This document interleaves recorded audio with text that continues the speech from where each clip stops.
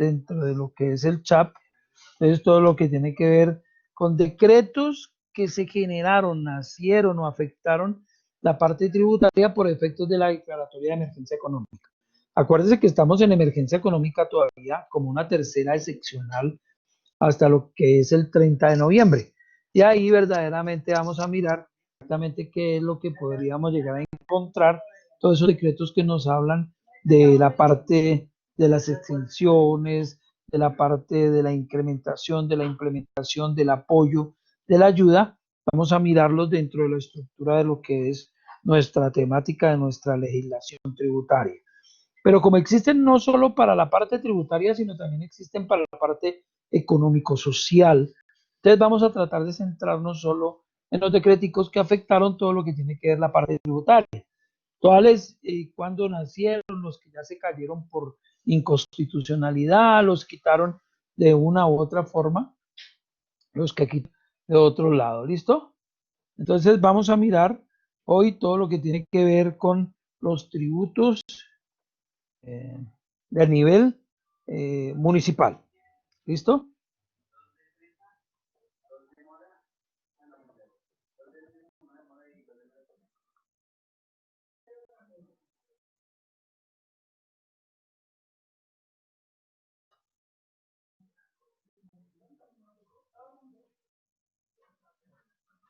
Entonces, regálame un segundo. Me ubico mientras vamos haciendo todo lo relacionado con nosotros.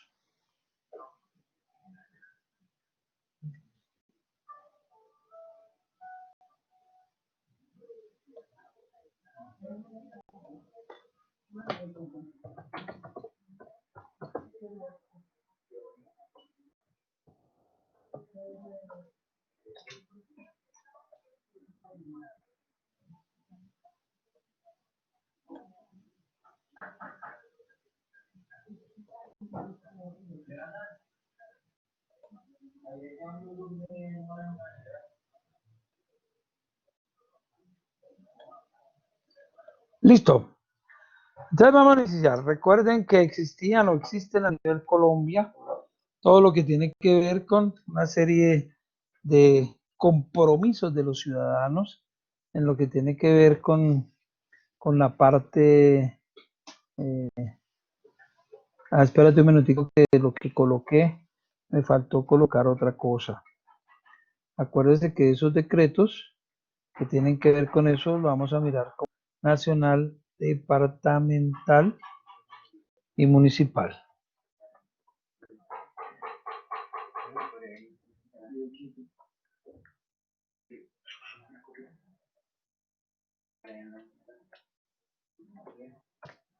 Entonces, todo lo que tiene que ver con los decretos que afectaron la parte tributaria para la declaratoria de emergencia económica lo vamos a mirar desde el aspecto nacional, que es el que habla el presidente de la República, desde el aspecto departamental, usted escoge qué departamento, ¿cierto? Acuerde que cada departamento tiene su connotación y tiene su afectación. Y del municipio, pues esperemos que no solo nos hablen de Bogotá y Distrito Capital, sino que también en los trabajos nos hablen de algún municipio. Por ejemplo, puede ser donde usted nació. Entonces, por ejemplo, le preguntamos a Dani Andrés, ¿dónde nació? El municipio, no el departamento, sino el municipio. Dani Andrés Abogal Gómez, ¿sí me escucha?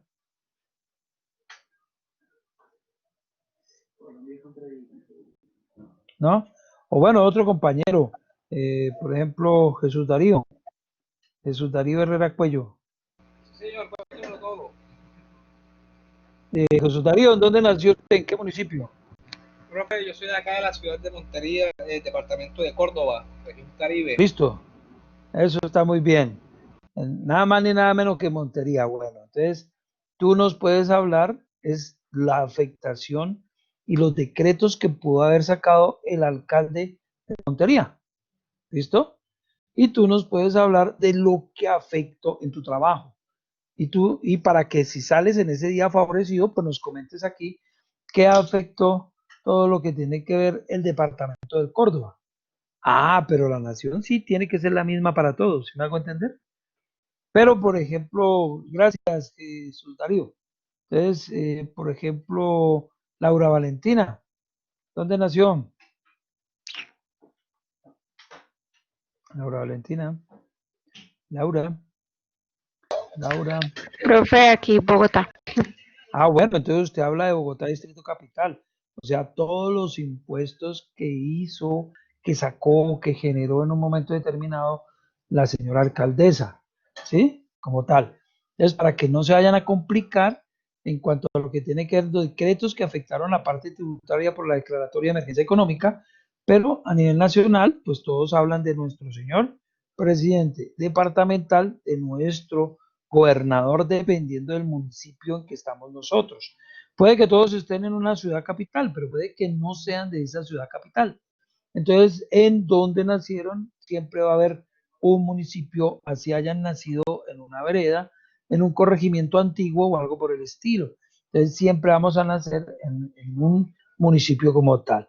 ¿Cuál es la idea de ese que trabajemos uno y otro? Porque si algún momento le toca a Laura, le toca a Jesús, Darío, le toca a Jessica Yanira, le toca a Paola González, ¿cierto? ¿Por qué le dicen señora Paola González? Bueno, no sé, pero le toca a Paola González, entonces dentro de esa estructura también vamos a tener que ellos nos pueden contar cuál es su departamento y cuál es su municipio y si allá hicieron algo o no hicieron nada. Simplemente esperaron las órdenes del gobernador y acataron totalmente las órdenes del gobernador. Y si el gobernador hizo algún tipo de situación tributaria especial a nivel de legislación, acuérdense que dentro de la estructura y dentro de lo que tiene que ver con la emergencia económica y eso se presentó y que estamos viviendo, los alcaldes pueden hacer sus criterios, pero con base en los lineamientos que les da el gobierno central o nacional. Entonces, producto de eso, es que podemos decir que efectivamente podemos tener una serie de situaciones especiales que nos van a permitir tener una serie de decretos que le aplican únicamente al municipio como tal. Por ejemplo, hay muchos municipios que ya abrieron todo. Usted entra al municipio y todo está normal. Lo único es que todo el mundo tiene tapaboca, pero el resto todo está normal. Hay restaurantes, hay billares, hay bares, hay todo lo que tiene que ver con las actividades religiosas, tanto católicas como cristianas, todo lo que tiene que ver con actividades de deporte, o sea, todo es normal. Pero hay otros municipios en los que tienen cierto tipo de secciones y trabajan sobre un criterio, sobre otro. Entonces lo que vamos a mirar es con base en qué se creó ese decreto. ¿Por qué? Porque los alcaldes tienen una base, los gobernadores tienen una base y el gobierno nacional tiene la declaratoria de emergencia. Entonces, ante esa situación se genera toda esa parte legislativa. ¿Listo? Bueno, ahora sí vamos a todo lo que venimos hoy, a todo lo que es los, o la parte que tiene que ver con los tributos que se generan a nivel de los municipios. Pero antes que nada, hay que hacer una claridad especial. Hay unos municipios que son, entre comillas, llamémoslos autónomos, ¿sí? Y dentro de esa estructura, normalmente la mayoría de los municipios, la mayoría, no todos, pero sí la mayoría de los municipios tienen algo que se llama estatuto tributario. Pero acuérdense, no tenemos que diferenciar del estatuto tributario nacional. Así como en los departamentos se llama rentas departamentales y en la nación se llama Estatuto Tributario Nacional, muchos de los municipios han cogido la maña de Bogotá, Medellín, Cali, Barranquilla, ¿cierto? Cartagena un poco y todo lo que tiene que ver con las demás ciudades capitales intermedias, en lo que son los municipios como la parte de Risaralda, Caldas, todo lo que tiene que ver con la parte de la costa, por los lados de Magdalena, por los lados entonces, crean una serie de situaciones en los municipios que así sean una serie muy pequeña de aspecto tributario, como menos como mínimo, y por efectos de legalidad y de normatividad, de crear una serie de tributos que les permitan ser, entre comillas, autosuficientes. ¿Por qué? ¿Qué sucede con los municipios que no son autosuficientes? O sea, con los municipios que no son capaces de generar la cantidad de recursos que requiere para poder ejecutar el presupuesto que fue aprobado por el consejo del municipio, que tienden a desaparecer. Entonces, al desaparecer, se unen, hacen escisión hacia la parte que tiene que ver con el municipio más grande vecino. ¿Y qué sucede? Por los mismos aspectos burocráticos y demás, pues a ningún municipio le conviene unirse con otro municipio. Unirse no en el sentido de desarrollar actividades, sino unirse que desaparezca un municipio y nazca otro municipio, así sea muy fuerte. ¿Por qué? Porque toda la parte burocrática del Estado desaparece en ese municipio. Entonces ya no pueden haber dos alcaldes, sería uno. Ya no pueden haber dos secretarios de gobierno, sino sería uno. Ya no pueden haber, entonces desaparece el que normalmente desaparece el que fue absorbido por el otro. Entonces, ante esa situación se crean los famosos estatutos tributarios municipales. O también en otros municipios lo llaman rentas municipales. ¿Listo? Pero como veníamos diciendo, hay una serie de municipios que son autónomos. Entonces, por ejemplo, Bogotá, por ser distrito capital, es autónomo, o sea, sus cosas no las comparte con nadie, son solo para él. Mientras que los demás municipios que pertenecen a los departamentos, hay muchas de las situaciones que tenemos que se compilan y se generan hacia lo que es verdaderamente las decisiones que toma el gobernador y que efectivamente van a favorecer o a desfavorecer al municipio como tal. Entonces, esa estructura la tenemos que tener con mucho cuidado.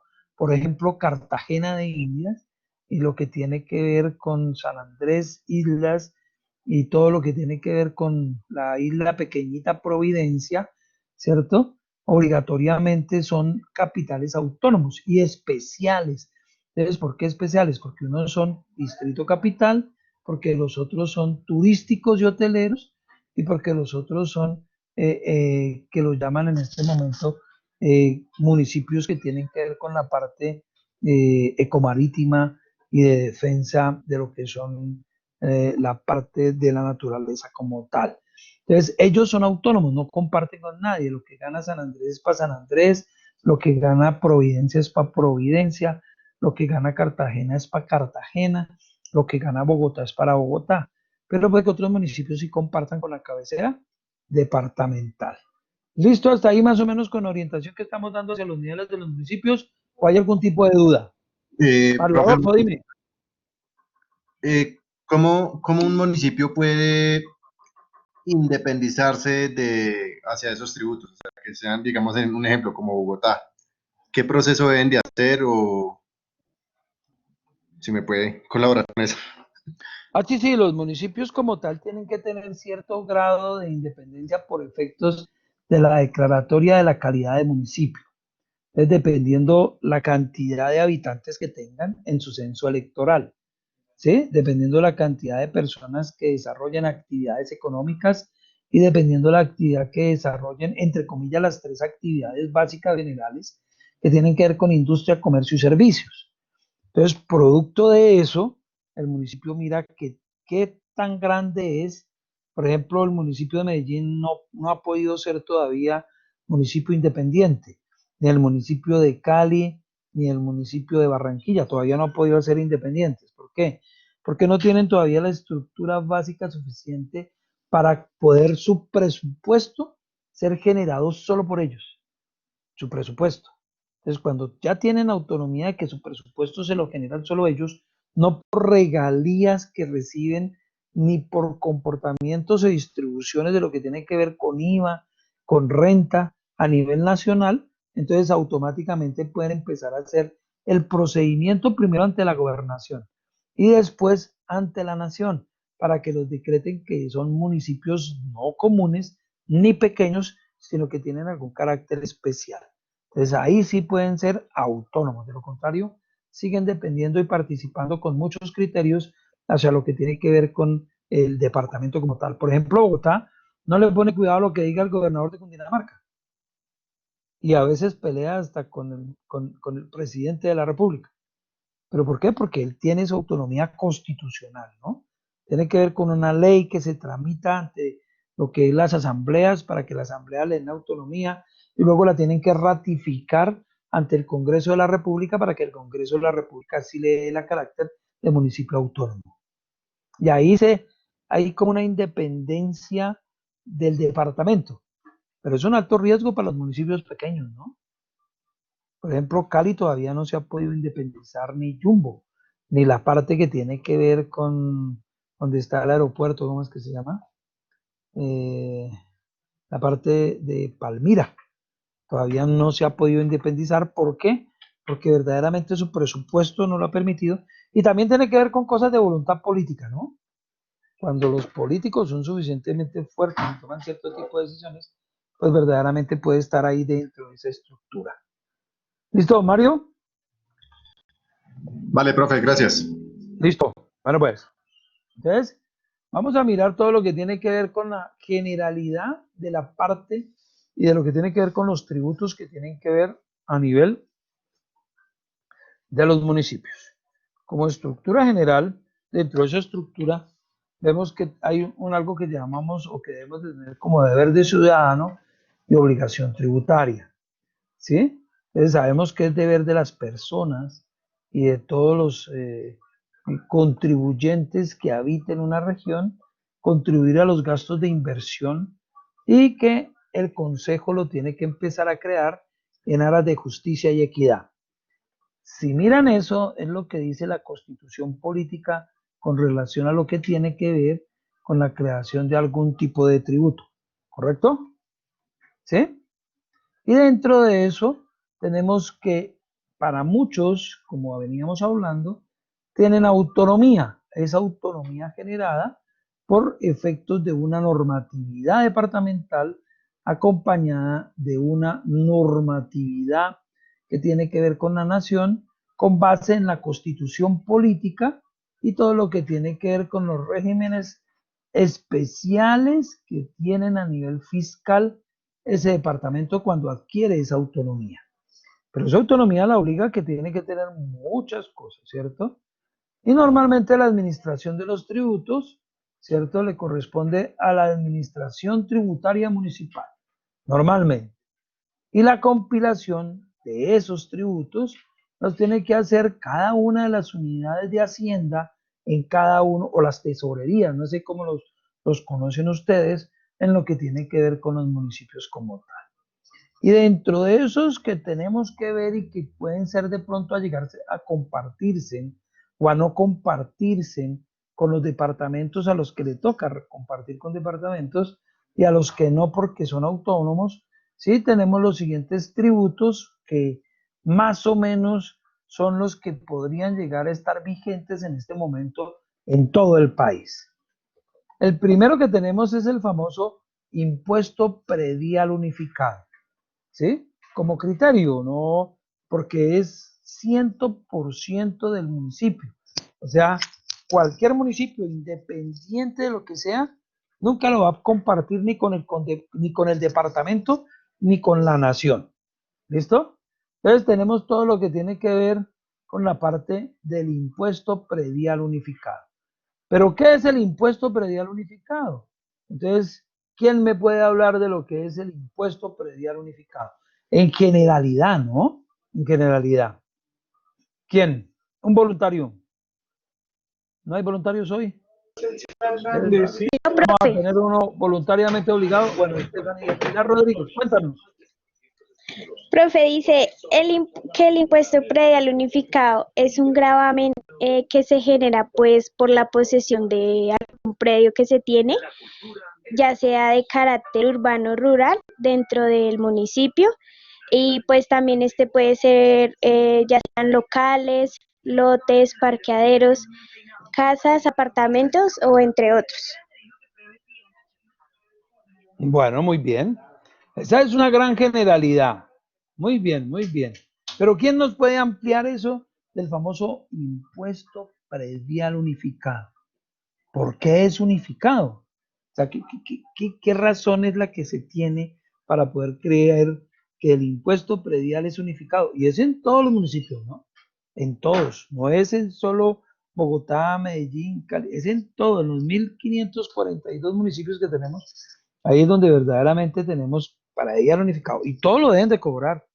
Ojo, forma parte de esa situación de autonomía y de que tienen que ser autosuficientes. Por eso, si ustedes miran, en los municipios casi nunca había, desde hace más o menos 3 años para acá, casi nunca había actualización de los avalúos. Y de un momento a otro aparecieron actualizando los avalúos. ¿Por qué? Porque de ahí se genera no que solo vivan con eso, pero sí se generan una serie de situaciones en las que verdaderamente se tiene como base fundamental para poder cumplir con esas obligaciones que tiene el municipio como tal de una vez en una mano derecha.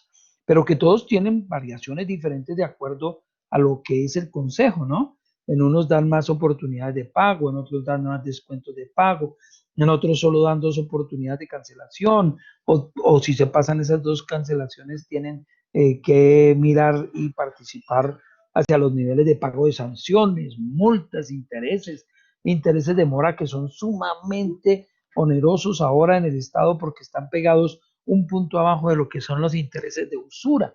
Entonces, todas esas cosas son las que normalmente se empiezan a generar. Pero ¿por qué es unificado? ¿Quién nos ayuda con eso? Lo que nos dice la compañera es muy cierto, ¿sí? Tiene que ver con lo que yo pago siempre y cuando tenga un predio como tal. Entonces, ¿quién nos ayuda? A ver, Mario Adolfo.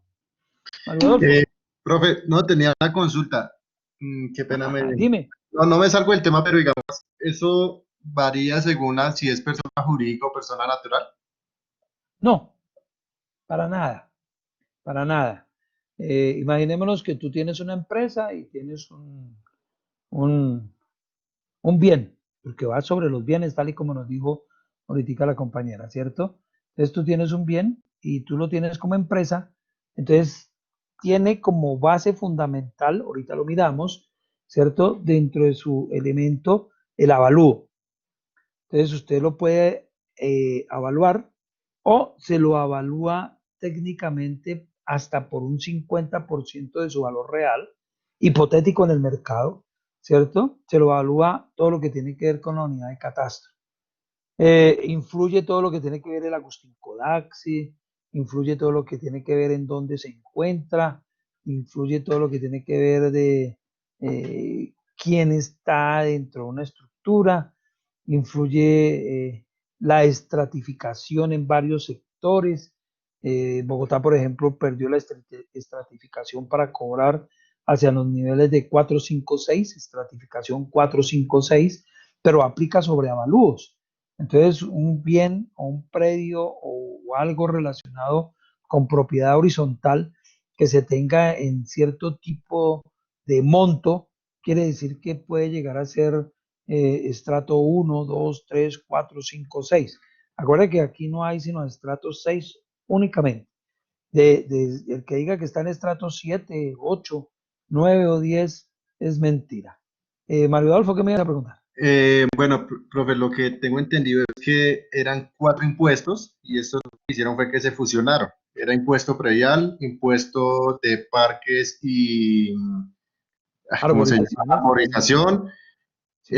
impuestos de estratificación socioeconómica y sobre tasa de levantamiento catastral. Entonces lo que hicieron fue que en el año 90, 91 unificaron estos Correcto. 4 impuestos, por eso es que lo llaman impuesto unificado. Impuesto predial unificado. Es correcto. Por eso es que se llama impuesto predial unificado. En todo lado tienen el impuesto predial, que es el que regula el código del régimen municipal y que normalmente habla de la ley 14 de 1983 y la ley 55 del 85, en la que usted verdaderamente paga por el predio.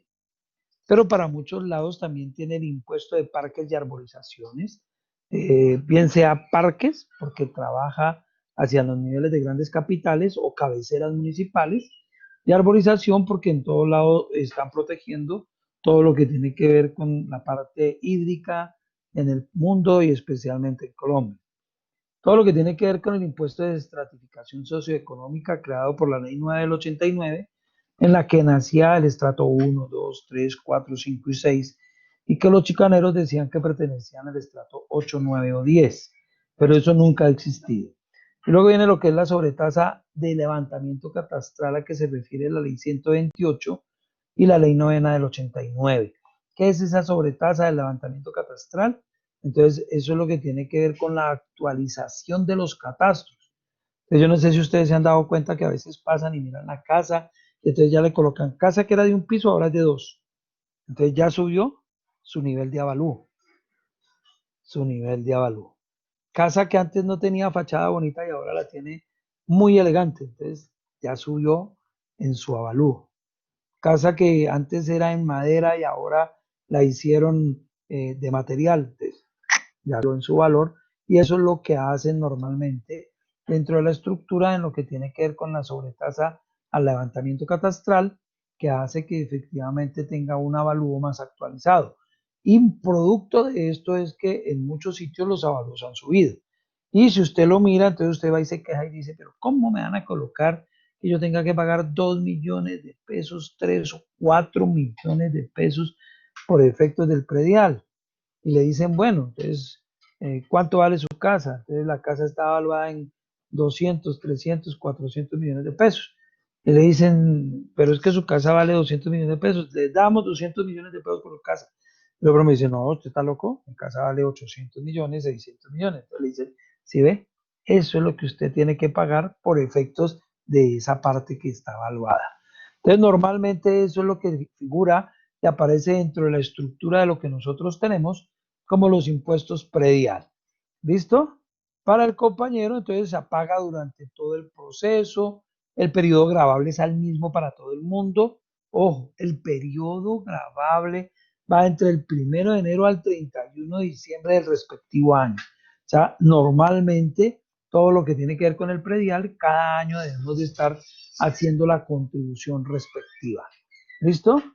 También hay un sujeto activo, también hay un sujeto pasivo, al igual que en los impuestos departamentales, al igual que en los tributos nacionales, al igual que en los gravámenes departamentales y al igual que en todo lo que tiene que ver con la tributación municipal. Siempre encontraremos un periodo gravable, una causación, ojo, la causación de todos estos tipos de tributos a nivel del municipio. Normalmente la causación empieza el 1 de enero de cada año, independiente que el 1 de enero no sea, sea festivo, no sea laboral normal, no sea que entre ningún tipo de funcionario a la entidad correspondiente. El periodo de causación del impuesto es el 1 de enero, pero el periodo gravable involucra del 1 de enero al 31 de diciembre y siempre tendrá una serie de pagos que se supone que todo el mundo debería de cancelarlo, pero por efectos de las mismas concesiones que se dan en los consejos, entonces existen hay una serie de exclusiones que se supone no pagan con el fin de beneficiar a la comunidad. Por ejemplo, los salones comunales no pagan, los predios edificados en los estratos 1 y 2 tienen una tarifa especial, las tumbas y las bóvedas de los cementerios, siempre que sean de un parque cementerio, no pagan. Los inmuebles de propiedad de la Iglesia Católica destinados al culto y vivienda de las comunidades religiosas, a las curias diocesanas y a la arquidiócesis, no pagan. Los inmuebles de propiedad de otras iglesias diferentes a la católica, pero que estén reconocidas por el Estado, tampoco pagan predial, ¿cierto? Y hay otra serie de situaciones dentro de esa estructura que no se cancela ningún tipo de predial. Y la base normalmente es el avalúo que da el Estado o el autoavalúo que dan las personas. Pero el autoavalúo que usted puede dar a su bien no puede ser inferior al avalúo que establece por normatividad cada una de las entidades. Por ejemplo, en la mayoría de municipios el avalúo no lo coloca la alcaldía, el avalúo lo coloca de una vez catastro del departamento donde estén. Entonces ellos son los que dicen mediante un proceso que les da el Agustín Codaxi cuáles son verdaderamente los valores que deben de reajustarse para cada uno de ellos. Entonces puede que el alcalde diga, quiero subirles el 50% a todos estos individuos, pero resulta que la norma dice que únicamente es el 5%, entonces no le podrá subir sino el 5%. Ah, pero hay unos bienes que sí pueden excederse por efectos de las reformas, de las construcciones que puedan pasar por al pie y todas estas situaciones. Y también se crea una base mínima para el pago del tributo como tal dentro de las estructuras. Y lo que nos decía la compañera tiene que ver con eso.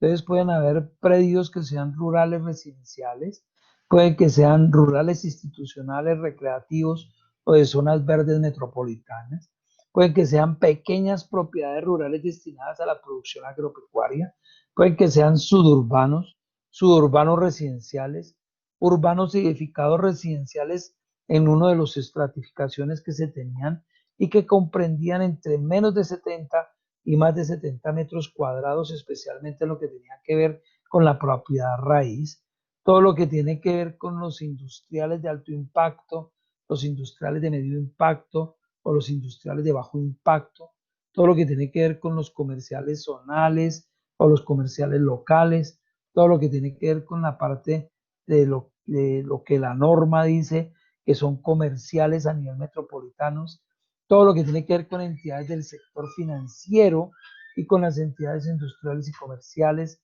del Estado como tal. Y ahí se genera una serie de procedimientos que van aumentando las tarifas y que pueden llegar a tener tarifas desde un 1 por 1000, ojo, por 1000. Aquí ya empezamos a mirar que las cotizaciones empiezan a ser por 1000 y dentro de la estructura a nivel nacional son porcentuales y a nivel departamental la mayoría son porcentuales. Pero aquí ya empezamos a mirar que la mayoría de la posibilidad de lo que usted paga son cierto tipo de criterios hacia que tiene que ver por 1000 dentro de una estructura. ¿Listo? ¿Dudas hasta ahí? Venga, profe, ¿Alguna? un puntico ahorita que habló de propiedad horizontal y propiedad vertical. Por ejemplo, un apartamento en un piso 8 ¿paga el mismo impuesto que paga una casa normal o cómo manejan esa parte de eso del predial, pues, por decirlo así? Normalmente depende del sitio en que esté el edificio como tal y cuál es su entorno. Pero por lo general, el que está en un piso 8 o el que está en un penthouse, independiente de que el penthouse sea el piso sexto, acuérdense que en la estructura general, todo lo que tiene que ver con construcciones de 1 a 5 pisos se considera casa. Y de 5 pisos en adelante ya puede llegar a ser propiedad horizontal. Entonces, si usted vive en el sexto piso, séptimo, octavo piso, normalmente va a depender de cuáles fueron las tecnologías que aplicaron dentro de la estructura de la construcción. Por ejemplo, la mayoría ya tiene que ser sismo resistente. La mayoría, y cuando pasan de 6 pisos ya debe de tener un ascensor como mínimo por cada 6 unidades habitacionales. Digamos, si tiene 12 pisos, entonces tiene que tener como mínimo 2 ascensores, independiente que de pronto uno vaya del piso 1 al sexto y el otro vaya del piso séptimo al piso 12.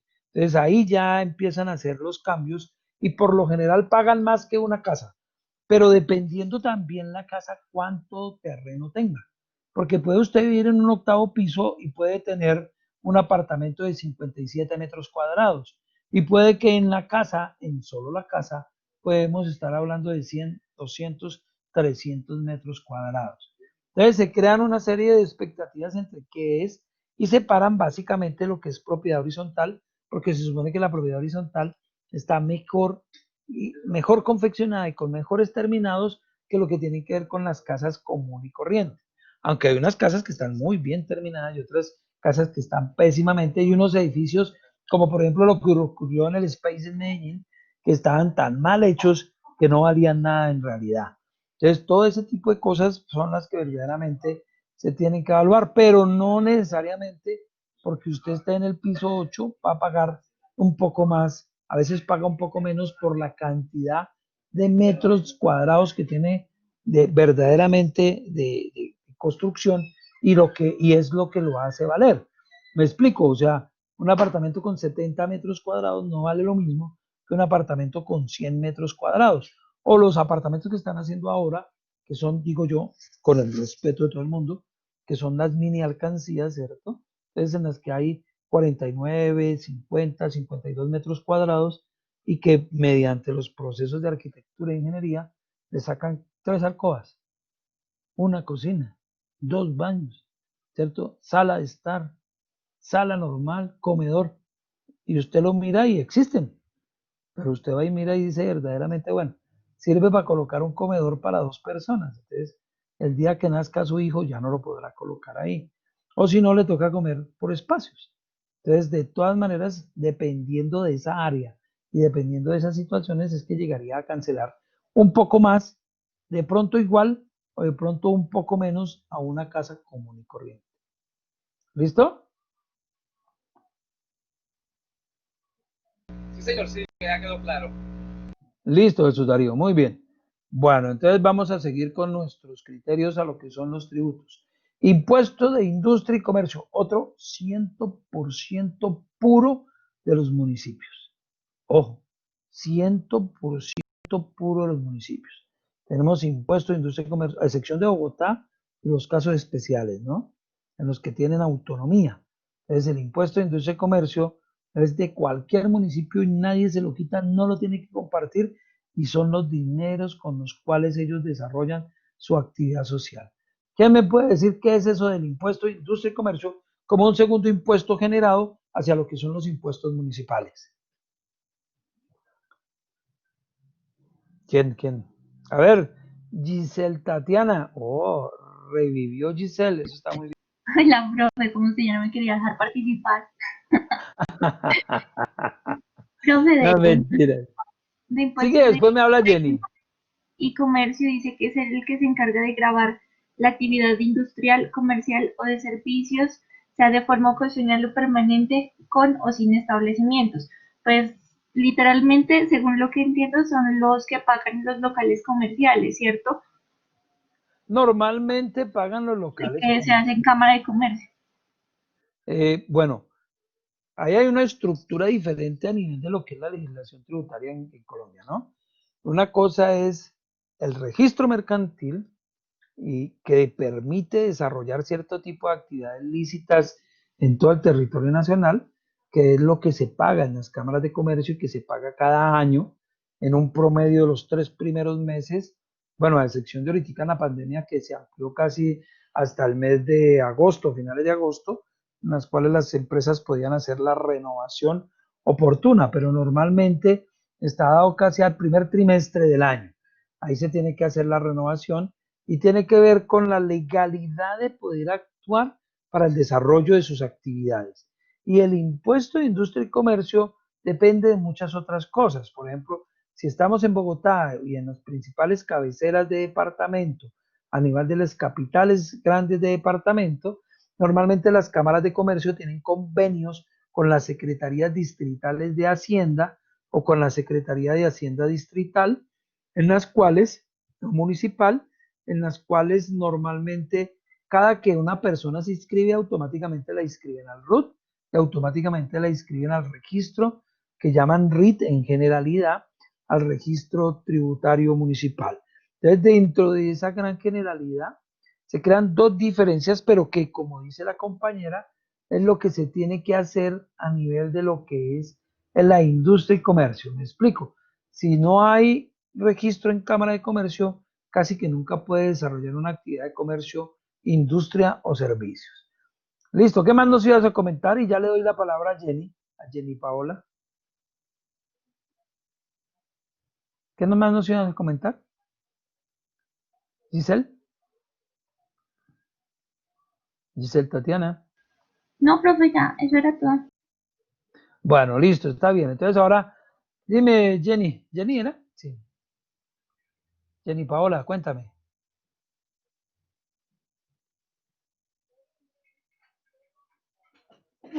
Hola, profe, ¿cómo estás? No, pues era casi similar a lo que les iba a comentar, pues es el impuesto a industria y comercio es el ejercicio o que se realiza directa o indirectamente de cualquier actividad económica, industrial, comercial o de servicios. Entonces, el ICA, pues, se establece en cada municipio, ya sea por compra, por ventas o por servicios. Y tengo entendido que también el ICA, pues, varía. No sé si ese tiene tarifas, profe. Correcto. Sí, señora, tiene tarifas. Dependiendo Ajá. de la actividad Ese tiene económica que algunas tarifas desarrolle. y depende, ajá, Exacto, y dependiendo del municipio y también, digamos, cuando son entre empresas, cuando se hacen compras o ventas o algún servicio. Pues eso es más o menos lo que tengo en Y muy bien, estás bien, Jenny Paula. O sea, ya cuenta. es que va el proceso. Muy bien. Pero también Paula Vanessa nos dice que es el impuesto generado por el ejercicio o realización directa o indirecta de cualquier actividad industrial, ¿sí? Dentro de una estructura de un municipio y se causa si la persona posee o no establecimiento de comercio. Entonces ahí vamos a mirar ahorita con Paula Vanessa cuando le aclaramos si verdaderamente lo causan con o sin establecimiento de comercio. A ver, Alejandro, pero había alguien antes, ¿quién era? Bueno, vamos con, creo que era Alejandro el que me dijo. Sí, profe. Yo quería argumentar un poquito más en cuanto a este tipo de impuesto, ¿no? Dice que, bueno, el recaudo lo hace como tal el municipio y dice que este impuesto se destina a atender los servicios públicos y las necesidades de la comunidad, todas pertenecientes tal como al municipio. Entonces podemos mirar que, o sea, la recolección de este impuesto va para el servicio público y las necesidades de la comunidad del pueblito, pues, donde se recolecte. Correcto, se supone que con eso va a atender las necesidades de la comunidad en cada uno de los municipios. Muy bien, hacia allá va. Pero vamos a como a generalizar entonces qué es lo que nos dice exactamente.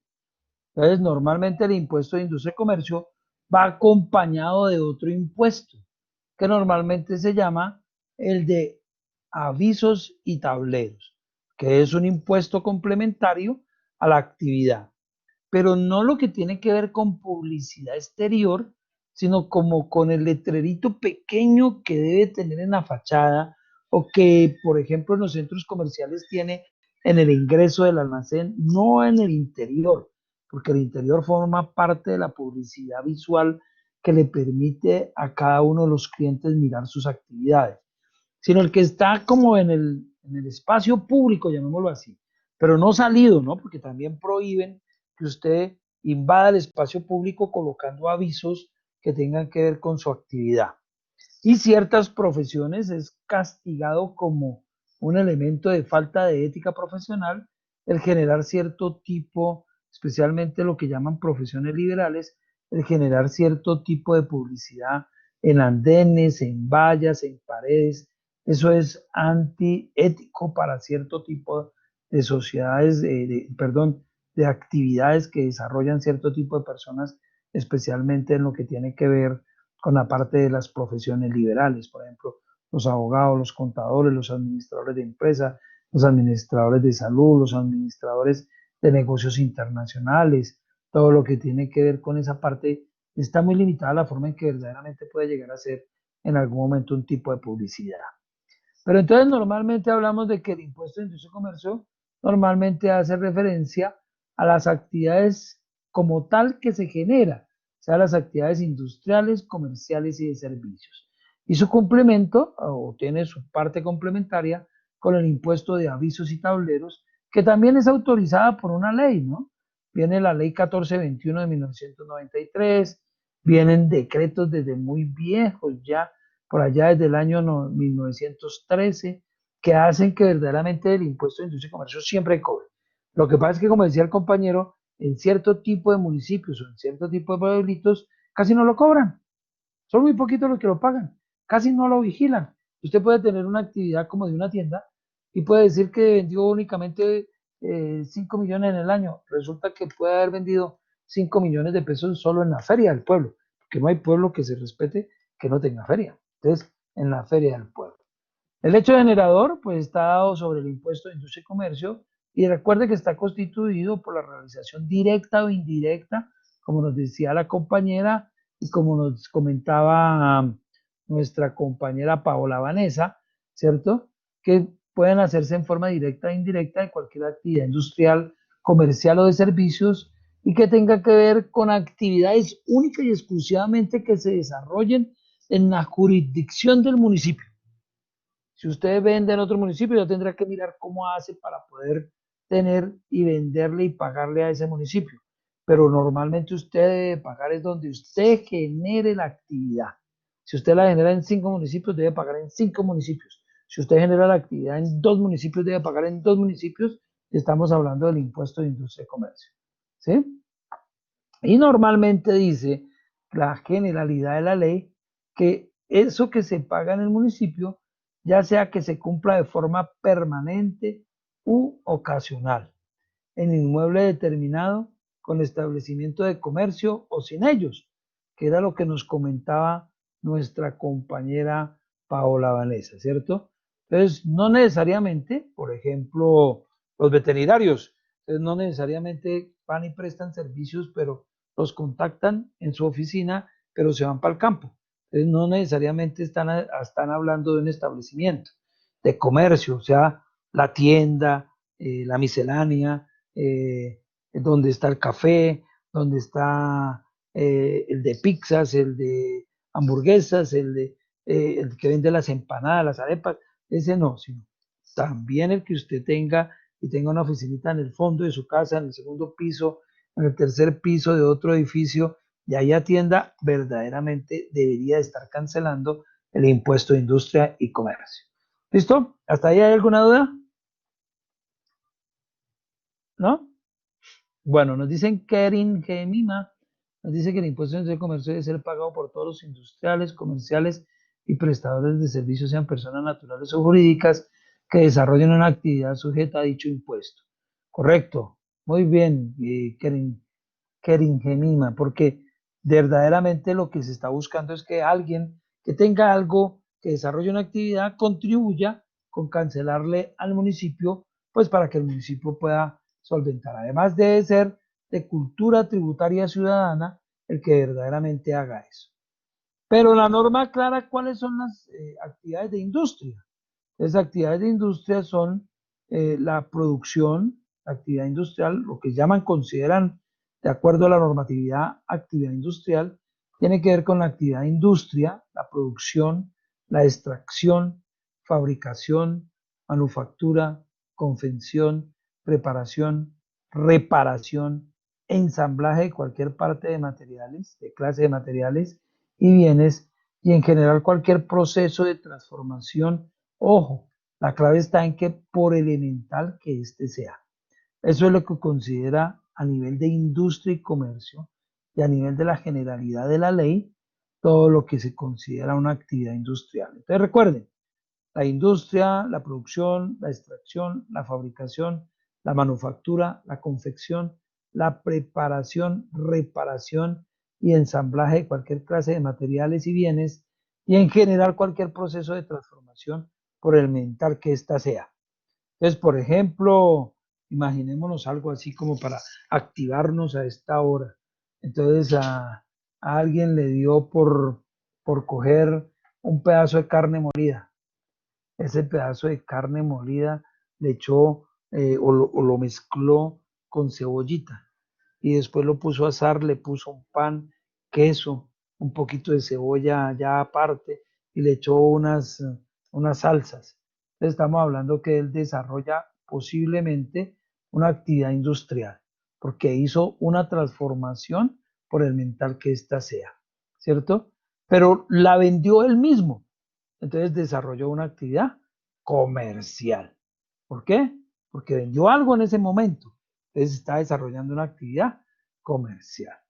Pero cuando hizo el proceso de transformación de la carne aparte, la cebolla aparte y la convirtió en una hamburguesa, entonces automáticamente hizo una actividad industrial. ¿Listo? Luego viene lo que dice la normatividad para las actividades comerciales. Dice, es una actividad comercial la destinada al expendio, compraventa o distribución de bienes y mercancías tanto al por mayor como al por menor, y las demás actividades definidas como tales por el Código de Comercio, siempre y cuando no estén consideradas por la ley como actividades industriales o de servicios. O sea, cada que usted compra para vender, compra para distribuir, tiene una serie de cosas que es destinada a un expendio. Entonces normalmente es algo que usted no hizo, ¿cierto? Que simplemente está haciendo como en un intermediario en la colocación para otras personas, entonces lo estamos considerando una actividad netamente comercial. ¿Por qué? Porque eso va a depender de que usted tenga, y cuando miramos por allá algo relacionado con el RUT, entonces que usted tenga una serie de elementos en los cuales usted tiene unas actividades y dentro de esas actividades económicas, entonces empieza a clasificarse si es una actividad industrial o comercial. ¿Hasta ahí hay alguna duda? No, señor. ¿Todo clarito? Bueno, listo. Y ahora vamos a mirar dentro de eso que tenemos a nivel de lo que son el impuesto de industria y comercio, cuando se considera que es una actividad de servicio. Entonces, normalmente la norma dice que es una actividad de servicio toda tarea, labor o trabajo ejecutado por persona natural o jurídica, oiga, o por sociedad de hecho, ya miramos que es una sociedad de hecho, sin que medie relación laboral con quien lo contrata. ¿Sí oyen la clave? Actividad de servicio. Entonces, es una actividad de servicio, toda tarea, labor o trabajo ejecutado por persona natural o jurídica o por sociedad de hecho sin que medie relación laboral con quien lo contrata, que genere una contraprestación en dinero o en especie y que se concrete en la obligación de hacer sin importar que en ella predomine el factor material o intelectual. Eso es una actividad de servicio. ¿Por qué hablan de que no importa que predomine el factor material o intelectual dentro de las actividades de servicio? ¿Por qué? Porque cuando ustedes miran todo eso relacionado con los famosos tributos y con las retenciones en la fuente, cuando usted desarrolla actividades que son netamente, o como lo dice la norma, que son netamente intelectuales, estamos hablando de quiénes. ¿De quiénes? De todos los profesionales. Los profesionales son los únicos que según la ley desarrollan una serie de actividades intelectuales. Ahí tenemos que pagar algo que se llama industria y comercio por efectos de tener que todo lo que tiene que ver con, estamos hablando de la generalidad, ¿no? Más adelante vamos a mirar que hay unos municipios que tienen excepciones, que tienen topes, que dependen unos de las VT, o sea, las unidades de valor tributario, y otras que dependen simplemente de la cantidad de dinero que genere hacia lo que puede ser el salario mínimo legal mensual vigente o demás. En la actualidad casi todo está generalizado hacia lo que es la VT, o sea, la unidad de valor tributario, ¿sí? Dentro de su estructura. Entonces, cuando hablamos de que puede ser factor material o intelectual, estamos hablando para que el servicio se pueda determinar si es un servicio en general, como pago, si es un servicio en general, o si tiene que ver con un pago de honorarios. Entonces, todo lo que tiene que ver con actividades neta, exclusiva y únicamente de factor material, o sea, que usted la sabe hacer, que usted lo piensa para hacer, pero que no necesita haberse preparado intelectualmente para desarrollarla, implica que es una actividad de servicios y que se considera como servicios generales o como prestación de servicios. Pero cuando usted tuvo que haberse capacitado para algo, desarrolla actividades de pensamiento, o sea, desarrolla actividades que va a coger y va a llevar hacia una serie de elementos que ya le enseñaron para poder generar, entonces automáticamente estamos hablando de que está desarrollando actividades intelectuales y dentro de las actividades intelectuales, los tributos que se generan son catalogados como honorarios, no como servicios. Y hay una serie de tarifas que son importantes a nivel del impuesto de industria y comercio, lo que tiene que ver con los honorarios o con las actividades intelectuales que se desarrollan, equivalen casi al 11.04 por 1000, mientras que las actividades de servicio están en el 9.6 por 1000, de lo que usted tiene que pagar del total de los ingresos, ojo, no de las utilidades, sino del total de los ingresos que se generen. ¿Listo? Como tal. Entonces, dentro de esta también tenemos un periodo gravable y el periodo gravable de causación, dependiendo del municipio, puede ser anual, puede ser mensual, puede ser bimensual, puede ser trimestral o puede ser semestral.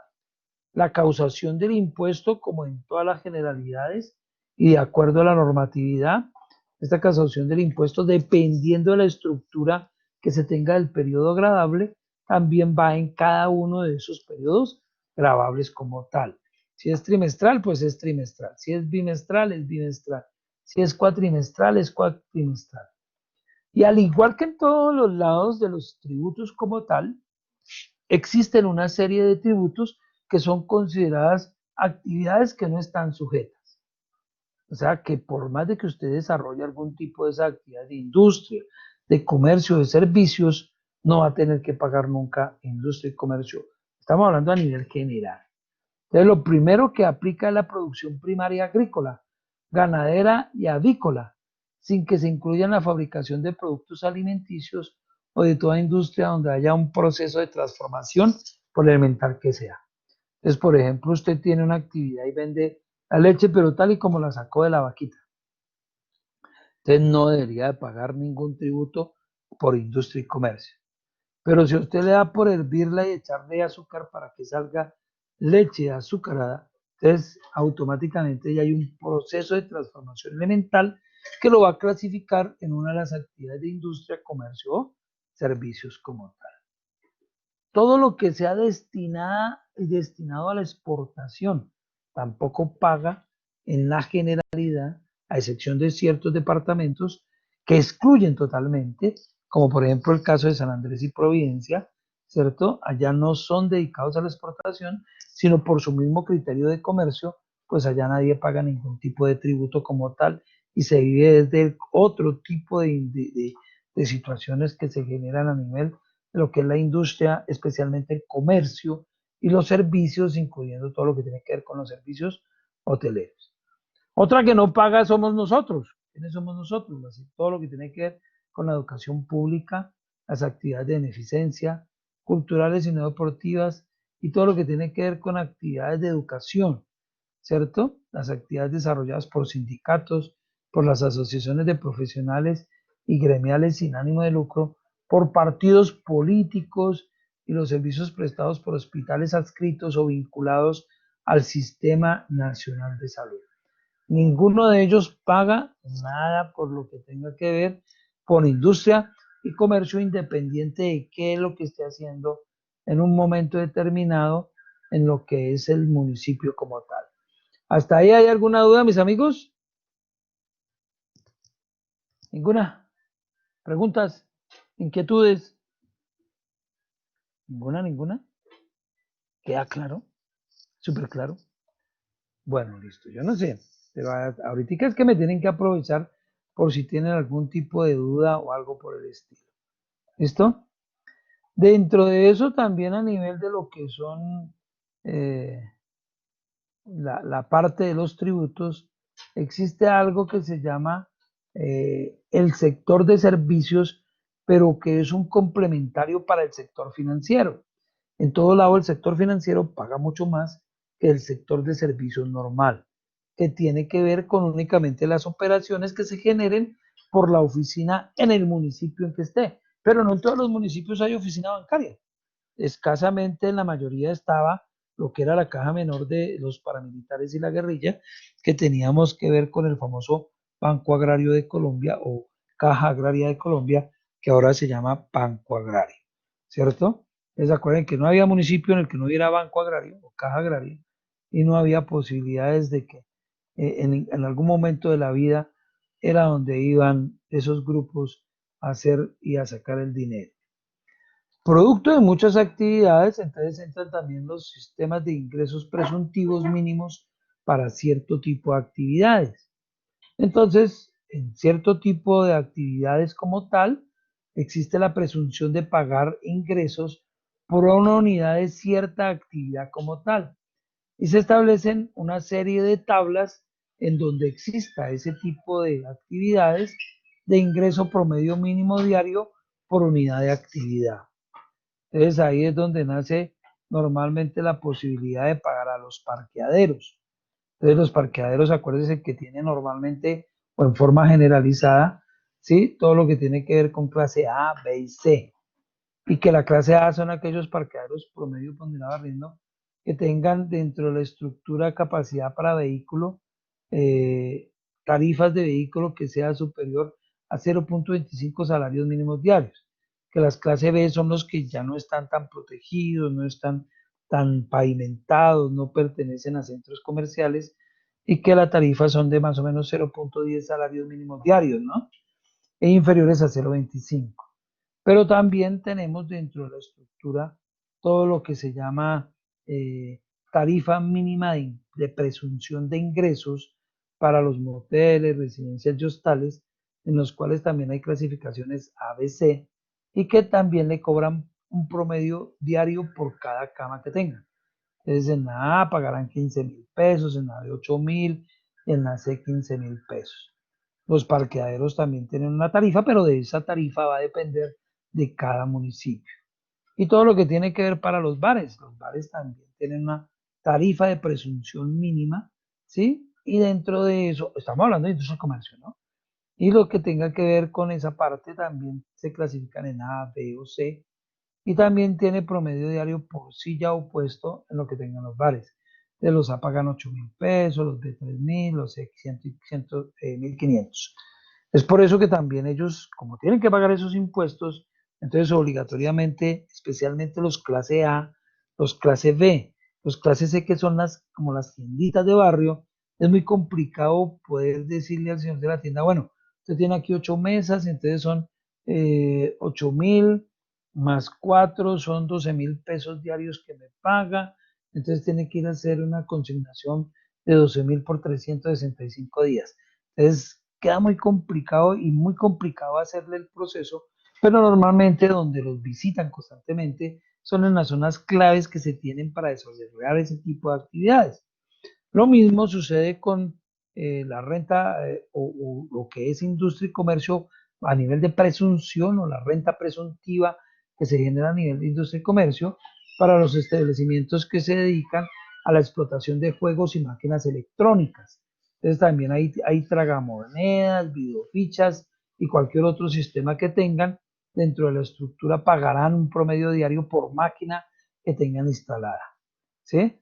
Entonces eso es la gran generalidad y las tarifas normalmente pueden oscilar entre el 4.14 por mil hasta el 11.04 por mil como una actividad que lo desarrolla. ¿Listo? Y el aviso y tableros depende básicamente de lo que usted esté montando dentro de una estructura hacia los niveles que tiene para poder efectuar cierto tipo de avisos que tampoco deben de cubrir toda la fachada por efectos de lo que pueden llegar a comprometerse como contaminación visual. ¿Listo? ¿Dudas hasta ahí? ¿Ninguna?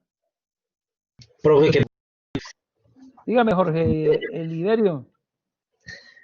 sobre lo que acabo de decir del impuesto, pues para cubrir la fachada, eso fue declarado, ¿cómo que se dice? ¿Inexequible? Sí, señor. Ah, no, pero el impuesto como tal se tiene que valer. Lo que no está válido es el efecto de la contaminación visual. Todavía está vivo el efecto que tiene que ver por contaminación visual. Entonces la fachada no puede ser totalmente cubierta. Si ustedes se dan cuenta, la mayoría de los establecimientos tienen sus letreros, pero los letreros no cubren el 100% de la fachada. Son grandes, dependiendo de qué tan grande sea la fachada. Pero, por ejemplo, usted le puede colocar pegadito a las ventanas interno una serie de letreros de qué vende, qué hace y no tiene problema.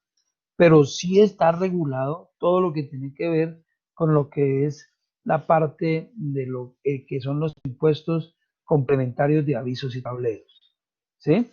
Lo que pasa es que unos municipios lo hacen efectivo y otros municipios no lo hacen efectivo. ¿Sí me hago entender? O sea, hay unos municipios, por ejemplo, Bogotá. Bogotá tiene una serie de personas que no hacen sino pasar y vigilar que no hayan avisos que correspondan a otra serie de actividades. Por ejemplo, Bogotá mantiene limpiando todo lo que tiene que ver con los postes de energía, los postes de energía pública y se llevan los pendones, los pasacalle, los tableros que están en vía pública diciendo entre a comer aquí, entre que aquí le vendo tal cosa, todo eso se lo pueden llevar. Lo que pasa es que hay momentos en que crean, digo yo, como como que les da la picada, entonces van y cogen automáticamente todo.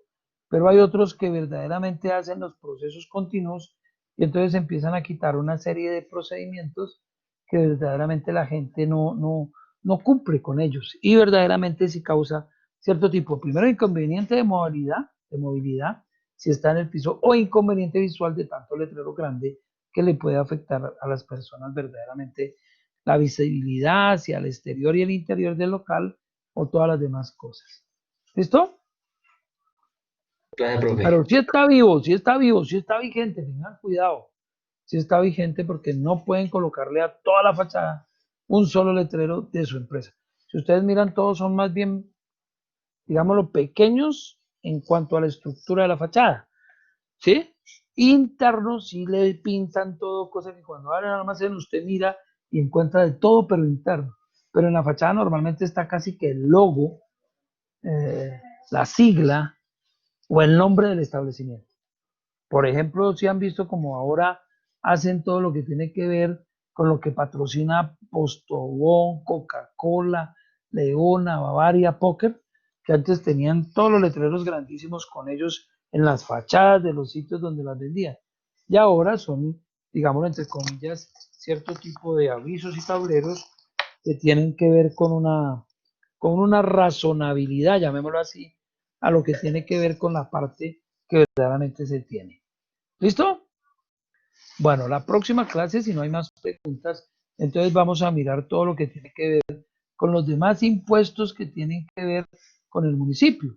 Entonces vamos a ver impuestos sobre vehículos automotores, sobre el impuesto de alineación urbana, sobre el impuesto de azar y espectáculos, sobre el impuesto al consumo de cervezas, sifones y refajos, sobre el impuesto al consumo de cigarrillos y tabaco elaborado de procedencia extranjera, sobre la tasa de la gasolina motor, sobre tasa de la CPM, el impuesto del fondo de pobres, el impuesto de loterías foráneas, todo lo que tiene que ver con la estampilla de las universidades sobre los cuales hay, o en las cuales hay en ciertos municipios hay universidades, por ejemplo Bogotá, la Universidad Distrital Francisco José de Caldas, la Universidad de Antioquia, la Universidad de Medellín, la Universidad de Santiago de Cali, todo ese tipo de situaciones las vamos a mirar. Vamos a mirar el impuesto a los espectáculos públicos con destino al deporte, el impuesto al consumo de cigarrillo de tabaco elaborado de origen nacional, vamos a mirar el impuesto de registro de anotación como juega, el impuesto global a la gasolina, especialmente para los municipios que son autónomos, y vamos a mirar todo, absolutamente todo lo relacionado con los tributos que nos puede afectar a nivel del municipio. ¿Listo?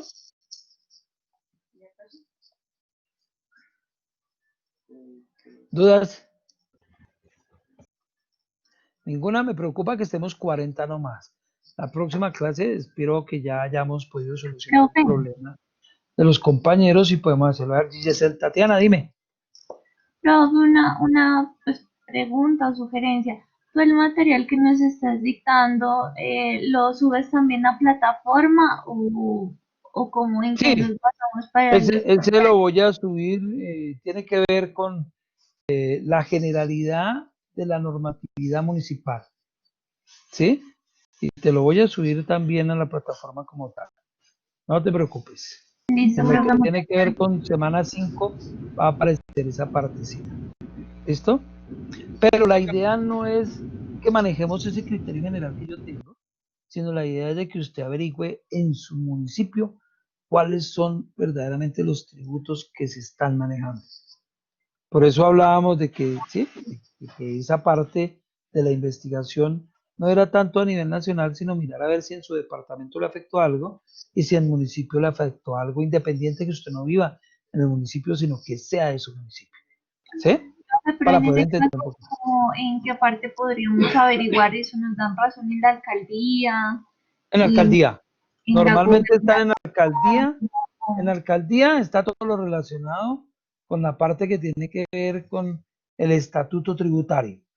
Normalmente en lo que no son cabeceras municipales está en lo que tiene que ver con lo que llaman la tesorería. Y en las cabeceras municipales hay Secretaría de Hacienda. En las cabeceras municipales de los grandes municipios o departamentos. Ahí encontramos de que hay, ¿sí? Muchas de las cosas. ¿Listo? Profe, Dime. profe, una duda. ¿El trabajo dice que hay plazo de subirlo hasta cuándo? El informe hasta el 16. Acuérdese que era el informe Hasta el que 10. habíamos dicho que era hasta el 9, pero como no Sí. les dije nada antes, entonces siempre mantengo los 15 días para que ustedes puedan averiguar, a trabajar con calma, entender qué están haciendo y poder subirme la información. ¿Listo? Ah, ok, listo. Bueno, gracias, profe. No sé si de pronto ya Listo, Jesús Darío, dime. ese trabajo se puede presentar a computador o a mano como el de la vez pasada. Como siempre, conmigo todos son a mano únicamente. Ok, ¿Listo? Y con la calidad de informe. sí señor. ¿Listo? Bueno, entonces si no hay ninguna otra pregunta, una feliz noche, que descansen, un feliz fin de semana y por favor se cuidan mucho. ¿Listo? Listo, profe, gracias.